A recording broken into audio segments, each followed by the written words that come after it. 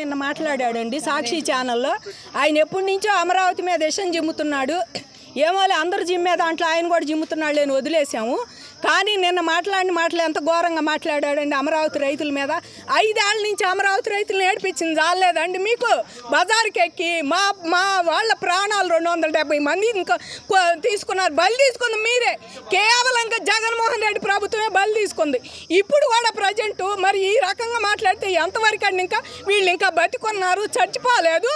హాయిగా చంద్రబాబు చెప్పే ఇంట ఆశల పల్లకిలో ఊరేగుతున్నారు. ఒక్కొక్కళ్ళు చంద్రబాబు తీసుకొచ్చే పథకాలు కానీ బయట నుంచి తీసుకొచ్చి అన్నీ చూసుకుంటా రాజధాని డెవలప్మెంట్ చూసుకుంటూ ఆనందంగా ఉండారు. వీళ్ళని ఏ రకంగానే ఏడిపియాలి, లేకపోతే చచ్చిపోవాలి. నిజంగా బీపీ ఎక్కువ ఉండాలేదో చచ్చిపోతారండి నువ్వు వినే మాటలకి.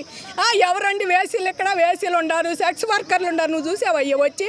లేకపోతే నువ్వు ఏదైనా కార్యక్రమం కూడా చేసుకొని పోయావు అమరావతి వచ్చి? నువ్వు ఏమైనా కార్యక్రమం చేసుకొని వెళ్ళావా? ఈ రకంగా వచ్చి సెక్స్ వర్కర్లు అంట ఎయిడ్స్ కేంద్రాలు పనిచేస్తున్నాయి. 108 కేంద్రాలు ఎక్కడండి ఎయిడ్స్ కేంద్రాలు పనిచేసేది? మేము వేసిలమా?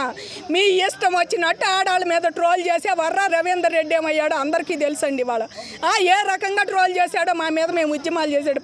ఇంకా వీళ్ళు ఇంకా బతికుండారు, ఇంకా నవ్వుకుంటూ తిరుగుతున్నారు. వీళ్ళకి ఒక గులికెట్టాంటిది వదిలితే కానీ వీళ్ళు మళ్ళీ ఇట్లా రారని చెప్పేసి సామశివ కేఎస్ శ్రీనివాసరావు గారికి కూడా ఒక విన్నపమండి. మాకు జర్నలిస్టులు అంటే ఎంత మంచి మర్యాద ఉందండి, వాళ్ళ మీద మంచి గౌరవం ఉండేది. ఎందుకంటే మా ఉద్యమానికి సాక్షి వాళ్లే ముందుకు తీసుకెళ్ళటానికి కానీ మా ఉద్యమం ఖండాంతరాలు దాటిపోవటానికి కూడా కేవలం మీరే కారణం. అలాంటి జర్నలిస్టుల మీద మాకు మంచి అభిప్రాయం చాలా ఉందండి. కానీ ఇలా ఒకళ్ళిద్దరు ఈ రకంగా మాట్లాడే వాళ్ళ మీద ఏమనాలండి? వీళ్ళని చెప్పు తీసుకొని చెప్పు తెగేదాకదన్నాలి. మీ ఇంట్లో మీ ఆడవాళ్ళు అంతేనా? లేకపోతే ఇప్పుడు ఇది చెప్పే వివిఆర్ కృష్ణరాజు పెళ్ళానికి కూడా చదువుతున్నామండి. నువ్వు ఇంటికి వచ్చాక నీ మొగుడిని చెప్పు తీసుకుతన్నాలి. అది మాత్రం చెయ్యాలి. ఎందుకంటే మేమందరం వేసీలమా? ఎవరండి ఇక్కడ వేసీలుగా ఉంది? పిల్లలకి ఇవ్వాల్సిన భూములు మీ అందరి కోసం 75% దారాదత్తం చేసి రోడ్డుకి ఎక్క 5 ఏళ్ళ నుంచి కూర్చుంటే మమ్మల్ని వాళ్ళు వేసీలు అంటారు. ఎంతవరకు కరెక్ట్ అండి అది?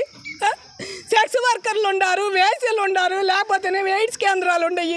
ఎప్పుడో ఆంధ్రప్రదేశ్లో 5వ స్థానంలో ఉందని చెప్పి ఎవరో టైమ్ ఆఫ్ ఇండియా ఏదో రాస్తే దాన్ని నిన్న వాడు సపోర్ట్ చేయడం పక్కనాడు. వాడిని వాడు వీడు అంటానికి కూడా మేము వెనకాడమండి.